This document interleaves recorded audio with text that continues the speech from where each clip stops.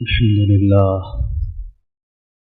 لله نحمده ونستعينه ونستغفره ونؤمن به ونتوكل عليه ونعوذ بالله من شرور أنفسنا ومن سيئات أعمالنا من يهد الله فلا مضل له ومن يضلل فلا هادي له نشهد أن لا إله إلا الله وحده لا شريك له ونشهد أن سيدنا ونبينا ومولانا محمدا عبده ورسوله صلى الله تعالى عليه وعلى آله وأصحابه وأتباعه وأزواجه وذرياته وبارك وسلم تسليما كثيرا كثيرا أما بعد.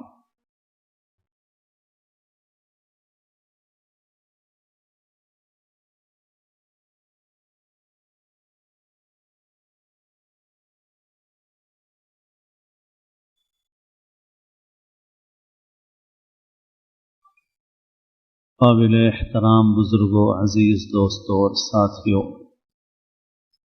اللہ تعالیٰ نے قرآن مجید میں ارشاد فرمایا ہے وَلَن تَرْضَىٰ عَنكَ الْيَهُودُ وَلَا النَّصَارَىٰ حَتَّىٰ تَتَّبِعَ مِلَّتَهُمْ قُلْ إِنَّ هُدَى اللَّهِ هُوَ الْهُدَىٰ. ارشاد فرمایا کہ یہود اور نصارہ ہرگز تم سے راضی اور خوش نہیں ہو سکتے یہاں تک کہ تم ان کی ملت کی پیروی کرنے لگو، ان کے طریقوں کا اتباع کرنے لگو. اے پیغمبر، آپ فرما دیجئے کہ اللہ کی طرف سے جو ہدایت دی گئی ہے بس وہی ہدایت ہے، یعنی اس کے سوا باقی جتنے راستے ہیں وہ سب گمراہی کے راستے ہیں. دوسری جگہ ارشاد فرمایا ان الدین عند اللہ الاسلام، اللہ کے نزدیک جو دین مقبول ہے، پسندیدہ ہے، وہ بس الاسلام ہے. ایک اور جگہ ارشاد فرمایا ومن یبتغی غیر الاسلام دینا فلن یقبل منہ، اور جو اسلام کے علاوہ کسی اور دین کو چاہے گا، کسی اور طریقے کو دین اور زندگی گزارنے کے طریقے کے طور پر پسند کرے گا، ہرگز ہرگز وہ اس سے قبول نہیں کیا جائے گا اللہ کے پاس. ایک جگہ ارشاد فرمایا وَإِن كَادُوا لَيَفْتِنُونَكَ عَنِ الَّذِي أَوْحَيْنَا إِلَيْكَ لِتَفْتَرِيَ عَلَيْنَا غَيْرَهُ وَإِذًا لَاتَّخَذُوكَ خَلِيلًا. کہ یہ دشمن یہ چاہتے ہیں کہ ہم نے وحی کے ذریعے سے آپ کے پاس جو شریعت بھیجی ہے، جو پیغام بھیجا ہے، جو خدا کے احکام بھیجے ہیں، چاہتے ہیں کہ آپ کو اس سے ہٹا دیں، اور اگر آپ اس سے ہٹ جائیں، ان کے ساتھ کچھ مفاہمت کر لیں، تو پھر یہ آپ کو اپنا دوست بنانے کے لیے تیار ہے. وَإِذًا لَاتَّخَذُوكَ خَلِيلًا، اور اگر ایسا کیا تب یہ آپ کو اپنا دوست بنا لیں گے. پھر اس کے بعد ارشاد فرمایا وَلَوْلَا أَن ثَبَّتْنَاكَ لَقَدْ كِدتَّ تَرْكَنُ إِلَيْهِمْ قَلِيلًا، کہ اگر ہم آپ کے قدم نہ جماتے، آپ کو ثابت قدم نہ رکھتے، تو قریب تھا کہ آپ بھی کچھ ان کی طرف مائل ہو جائیں. وَلَوْلَا أَن ثَبَّتْنَاكَ لَقَدْ كِدتَّ تَرْكَنُ إِلَيْهِمْ، اگر ہم نے آپ کو ثابت قدم نہ رکھا ہوتا تو آپ بھی قریب تھا کہ ان کی طرف میلان اختیار کر لیتے. اور اگر ایسا ہوتا بالفرض، یعنی ایسا ہونے والا تو ہے نہیں، اور آپ کو خطاب کر کے آپ کے ذریعے سے امت کو بتانا اور سمجھانا مقصود ہے. اذا لأذقناك ضعف الحياة وضعف الممات ثم لا تجد لك علينا نصيرا. اگر ایسا ہو جائے، خدا نہ خواستہ، کہ اللہ کے نازل کردہ طریقے سے انحراف کر دیا جائے اور لوگ دوست بنا لیں، تو یہ دشمن تو دوست بنا لیں گے تمہیں، لیکن ایسی صورت میں اللہ تعالیٰ کا زبردست عذاب ہو سکتا ہے، اللہ کی پکڑ ہوگی ایسی صورت میں۔ دنیا میں موت کے بعد دگنا عذاب دیا جائے، ضعف الحیات وضعف الممات ثم لا تجد لك علینا نصیرا، پھر ہمارے مقابلے میں کوئی تمہارا مددگار نہیں ہوگا۔ اس کے علاوہ بھی قرآن مجید کی آیات ہیں، سیرت کے واقعات اور حضور پاک صلی اللہ علیہ وسلم کی مبارک زندگی کے حالات ہیں، جن سے ہمیں یہ معلوم ہوتا ہے کہ دشمنوں کی ہمیشہ شروع ہی سے یہ کوشش رہی ہے کہ ہم اپنے دین کے معاملے میں مداہنت کا پہلو اختیار کر لیں اور لو اور دو کی پالیسی اختیار کریں، اور کچھ ان کے طریقے پر عمل کریں، کچھ ہمارے طریقوں کو اختیار کریں، مگر اللہ کے نزدیک ایسا دین قابل قبول نہیں ہے۔ اس وقت پوری دنیا میں ایسے حالات ہیں، اور یہ دجالی فتنوں کا زمانہ ہے، مذہب، دین، آخرت، اس کا تصور بالکل کمزور ہو چکا ہے۔ دوسرے مذاہب کے ماننے والوں کے نزدیک بھی مذہب برائے نام رہ گیا ہے، اور دنیا کی جو زندگی گزر رہی ہے وہ محض عقل کی بنیادوں پر گزر رہی ہے، اپنے لیے اچھے برے کا فیصلہ محض عقل کی بنیاد پر ہے۔ اس میں ان کے اپنے مذاہب کی بھی جو کتابیں ہیں، ان کتابوں کو انہوں نے بازو کر دیا ہے، ایک طرف رکھ دیا ہے۔ ان کی بھی اپنی کتابیں کیا کہتی ہیں، ان کی مذہبی تعلیمات کیا ہیں، ان کے پرانے اقدار کیا ہیں، وہ سب انہوں نے ایک طرف رکھ دیے، اور انہوں نے ایک طرح سے اس دجالی نظام کا حصہ بننا منظور کر لیا۔ لیکن مسلمان اس راستے میں سب سے بڑی رکاوٹ ہے ان کے لیے۔ مسلمان اپنے دین کے معاملے میں دوسروں کی بنسبت بہت زیادہ حساس ہے۔ عملی اعتبار سے چاہے یہ خرابیوں میں مبتلا ہو، مگر پھر بھی اس کا دین کے سے تعلق مجموعی طور پر نہایت مضبوط ہے۔ اس وجہ سے پوری دنیا میں اس بات کی فکریں ہیں، سازشیں ہیں کہ مسلمانوں کو بھی اسی رنگ میں رنگ لیا جائے، اسی طریقے پر ڈھال لیا جائے جس طریقے پر ڈھلنا دنیا کی دیگر قوموں نے منظور کر لیا ہے۔ اس وجہ سے مسلمان سب سے زیادہ نشانے پر ہے، اور مسئلہ کسی ایک ملک کا نہیں ہے، کسی ایک جماعت کا نہیں ہے، کسی فرد، کسی گروہ کا نہیں ہے، مسئلہ ان سب کا ہے کہ جو دین اسلام کو صرف ایک علامتی مذہب نہیں بلکہ ایک مکمل نظام زندگی مانتے ہیں، جو اسلام کو صرف عبادت گاہ کا مذہب نہیں بلکہ بازار کا بھی مذہب مانتے ہیں، قانون ساز اداروں کا بھی مذہب مانتے ہیں، عبادات ہی نہیں، معاملات میں، معاشرت میں، اخلاق میں، طرز حکومت میں، عدل و انصاف کے پیمانوں کے معاملے میں، سب کے معاملے میں وہ اسلام کو کسوٹی مانتے ہیں، اسلام کو پیمانہ سمجھتے ہیں۔ وہ سارے کے سارے لوگ اس وقت نشانے پر ہیں، اور پوری دنیا کی صورتحال ایسی ہے۔ گزشتہ گفتگو میں غالباً یہ عرض کیا گیا تھا کہ خندق سے لے کر فتح مکہ تک کی جو زندگی ہے، اس میں ہمارے لیے سبق ہیں، اور ہمیں اس سے سبق لینے کی ضرورت ہے۔ اس وقت ویسی مادی جنگ نہیں ہے جیسی پہلے ہوا کرتی تھی، جس میں فوج تھی، گھوڑے تھے، تلواریں تھیں، زمینی خندق تھی، لیکن اب سارے یہی طریقے آپ کو مانوی اعتبار سے اختیار کرنے ہیں۔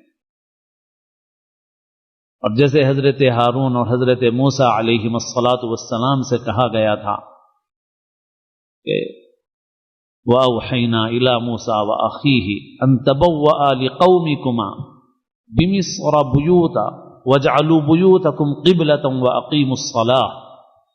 ہم نے موسیٰ کے پاس ان کے بھائی ہارون کے پاس یہ وحی بھیجی کہ اپنی قوم کو مصر میں جمائے رہو اور اپنے گھروں کو قبلہ بنا لو اور نماز قائم کرو. دنیا میں ہمیں جو ملکوں کی حکومتیں نظر آ رہی ہیں، یہ ملکوں کی حکومتیں بھی دراصل کسی عالمی طاقت کے تابع ہیں، اور اس کے ایک دو اثرات نہیں ہیں. عالمی مالیاتی ادارے فنڈ دیتے ہیں تو اپنی شرائط لگاتے ہیں. چند دن پہلے یہ بات آئی کہ حالات آئے کچھ ایسے سامنے کہ خود ہمارے ملک میں جو ہمارے دوسرے بھائی ہیں، ہمارے ہندو بھائی ہوں، اس کے علاوہ سکھ ہوں، عیسائی ہوں، بڑی تعداد میں اثر و رسوخ رکھنے والے ہندو بھائی ہیں، ان لوگوں کو بھی اپنا مذہب، اپنی مذہبی اقدار عزیز ہیں، اور یہ مسائل صرف مسلمانوں کے نہیں ہیں. اور ہمیں بھی اس بات کی فکر اور کوشش کرنے کی ضرورت ہے کہ ہم اپنے ان وطنی بھائیوں کو بھی ان مسائل میں اپنے ساتھ شریک کریں. کسی جگہ گندگی ہوتی ہے، غلاظت ہوتی ہے تو بیماریاں پھیلتی ہیں. وہ بیماریاں مذہب دیکھ کر کے نہیں پھیلتی ہیں. وبا آتی ہے، ہیضہ ہوتا ہے، ملیریا پھیلتا ہے، حقیقی امراض پھیلتے ہیں یا بناوٹی امراض پھیلتے ہیں، تو سبھی میں پھیلتے ہیں. بہرحال سبھی اس کا شکار ہوا کرتے ہیں. بس ایسے ہی ان چیزوں کا بھی معاملہ ہے. تو جو بات میں عرض کر رہا تھا وہ یہ کہ 8ویں جماعت میں ہمارے بچوں کو، بچیوں کو حفظان صحت کے نام پر ایسی چیزیں اور ایسی تفصیلات اور ڈیٹیلز پڑھائی جا رہی ہیں جو ان کے اخلاق کو برباد کر دینے والی ہے. 18 سال سے پہلے شادی نہیں کر سکتے تھے، اور اب تو اللہ حفاظت فرمائے ملک کی، ہمارے اور پوری انسانیت کی، 21 سال تک شادی نہیں کر سکیں گے. لیکن 12 سال کی عمر میں آپ اس بچی کو وہ ڈیٹیلز اور وہ تفصیلات پڑھا دیں گے. جب 21 سال تک اور 18 سال تک اس کی شادی نہیں ہونا ہے تو پھر اس کو 12 سال کی عمر میں اتنی ڈیٹیلز پڑھانے کی کیا ضرورت ہے؟ اتنی تفصیلات پڑھانے کی کیا ضرورت ہے؟ اور پھر جو حالات سامنے آئے، بہت سی جگہوں پر کوئی ایجوکیشن ہے تو وہ ساری تفصیلات لڑکوں لڑکیوں کو ایک ساتھ بٹھا کے پڑھائی جاتی ہیں. بعض ادارے وہ ہیں کہ جس کے اندر لڑکیاں کلاس میں بھی ایک طرف نہیں بیٹھتی ہیں، بلکہ افسوس کی بات یہ ہے کہ بعض مسلمان مینجمنٹ کے ایسے ادارے ہیں جو ایک ٹیبل پہ ایک لڑکے کو ایک لڑکی کو بٹھاتے ہیں، اور پھر اس کے بعد یہ سارے مضامین ان کو پڑھائے جائیں گے تو ان پر کیا اثرات ہوں گے اس کے، اور ہو رہے ہیں. ایک نوجوان نے کہا کہ میں بہت شرمندہ اور پریشان ہوں اس لیے کہ ہم دونوں سگے بھائی بہن ایک ہی کلاس میں ہیں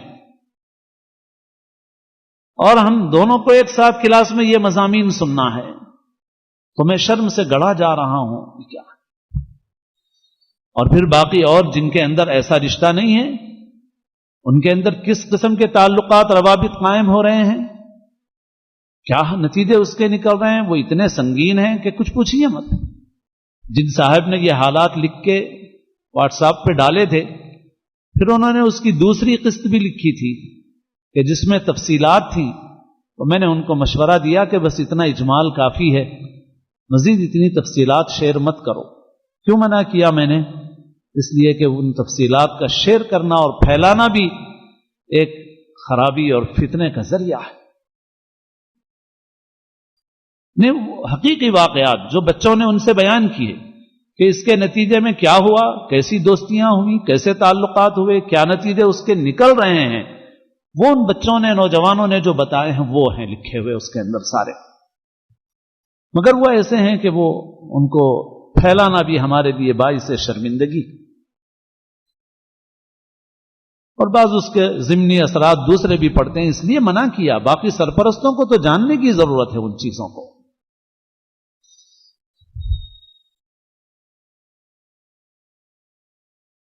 پوری دنیا میں صورتحال ایسی ہے. جیسے میں نے عرض کیا اس سے پہلے بھی کہ بس آپ کا گھر وہ بھی آپ کے پورے اختیار میں نہیں ہے. گھر ہے اور گھر بھی پورے اختیار کے ساتھ نہیں ہے آپ کے پاس، لیکن پھر بھی جتنا کچھ آپ کر سکتے ہیں وہ گھر ہی میں کر سکتے ہیں، گھر کے سوا کہیں نہیں کر سکتے. اب آپ گھر بھی پورا اختیار میں اس طرح نہیں ہے کہ گھر آپ کا ہے، بیوی آپ کی ہے، آپ قوام ہیں گھر کے، لیکن اگر بیوی پولیس میں ایک شکایت کر دے، چاہے سچی ہو چاہے جھوٹی ہو، آپ جیل میں چلے جائیں گے، آپ پولیس کے حوالے ہو جائیں گے، آپ عدالتوں کے چکر کاٹیں گے. بہت سی جائز چیزوں پر قانون روک لگاتا ہے، جیسے اس عمر سے پہلے نکاح پہ روک لگاتا ہے.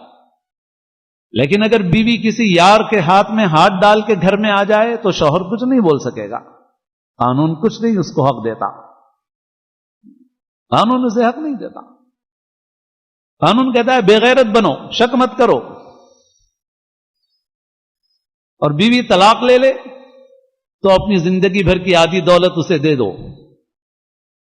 پھر وہ شادی نہ کرے، یاری کرتی پھرتی رہے، تم آدھی آمدنی دیتے رہو، اسے اپنی تنخواہ میں سے آدھی دیتے رہو. میرے دوستو یہ نظام صرف مسلمانوں کے لیے نہیں ہے دنیا میں، یہ نظام پورے انسانوں کے لیے. مگر میں نے جیسے کہا کہ اور لوگ اپنے مذہب کے معاملے میں اتنے حساس نہیں ہیں، ان کے اندر وہ مزاحمت نہیں ہے، رد عمل نہیں ہے، ری ایکشن نہیں ہے.